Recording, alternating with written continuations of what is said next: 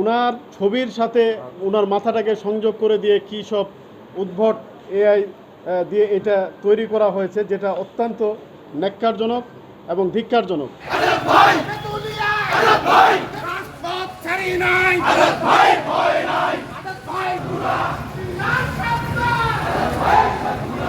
ফরহাদ হোসেন আজাদ, সংসদ সদস্য ২ নং আসন পঞ্চগড়, গণপ্রজাতন্ত্রী বাংলাদেশ সরকারের মাননীয় পানি প্রতিমন্ত্রী। এবং ওনার এই দায়িত্ব পালনের শুরু থেকে আপনারা জানেন যে উনি পঞ্চগড় তথা সারা বাংলাদেশের এ প্রান্ত থেকে ও প্রান্ত উল্কার মতো ছুটে বেড়াচ্ছেন এবং পঞ্চগড় সহ বাংলাদেশের কিভাবে ব্যাপক উন্নয়ন করা যায় প্রতিটি জায়গাতেই কিন্তু উনি একটা বিচরণ ঘটাচ্ছেন। এই ব্যক্তিটিকে কিভাবে নিঃশেষ করা যায় এবং কিভাবে তার জায়গা থেকে কিছুটা সরায় দেওয়া যায়, আজকে যে একটি নিউজ প্রচার হয়েছে, আমরা এটাকে প্রথমে চরমভাবে ধিক্কার জানাচ্ছি এবং এটার কোনো ভিত্তি নাই। এটা কোথা থেকে এসেছে, কিভাবে এসেছে, এটার আমরা কোনো ভিত্তি খুঁজে পাচ্ছি না। উনার ছবির সাথে উনার মাথাটাকে সংযোগ করে দিয়ে কী সব উদ্ভট এআই দিয়ে এটা তৈরি করা হয়েছে, যেটা অত্যন্ত ন্যাক্কারজনক এবং ধিক্কারজনক। দেশ জুড়ে যে কোনো কেনাকাটায় 10,000 টাকার বেশি অফার, তাই পেমেন্ট মানেই বিকাশ। আমি বিশেষ করে বলতে চাই যে এই ফরহাদ হোসেন আজাদ আজকের রাজনীতিবিদ নয়।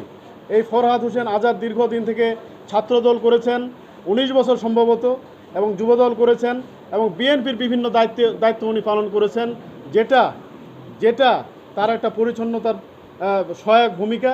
এবং বিগত সময়ে এই ধরনের কোনো কর্মকাণ্ড তার দ্বারা হয়নি এবং প্রকাশিত হয়নি।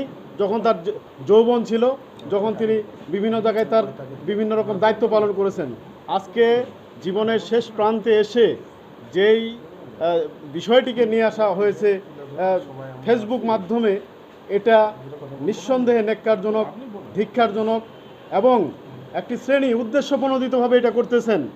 একটি শ্রেণী তাদের অপরাধগুলোকে ঢাকবার জন্য, তাদের অন্যায়গুলিকে ঢাকবার জন্য আমাদের আজকে এই মাননীয় প্রতিমন্ত্রীর বিরুদ্ধে এই ধরনের একটি অপপ্রচার চালাচ্ছেন।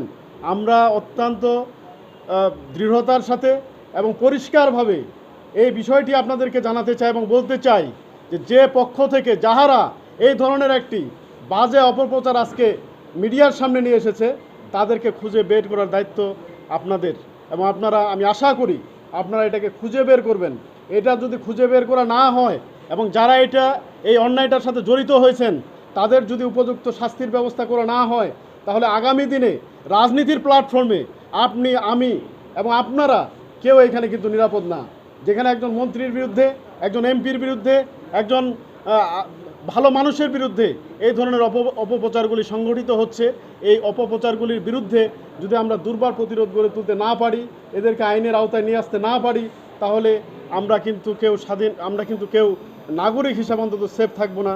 এবং তাৎক্ষণিকভাবে আমরা প্রতিবাদ করতেছি যে এই ধরনের অপপ্রচারকারীরা আগামী সময়ে এই ধরনের সাহস যাতে আজকের এই সময় থেকে আর না করে।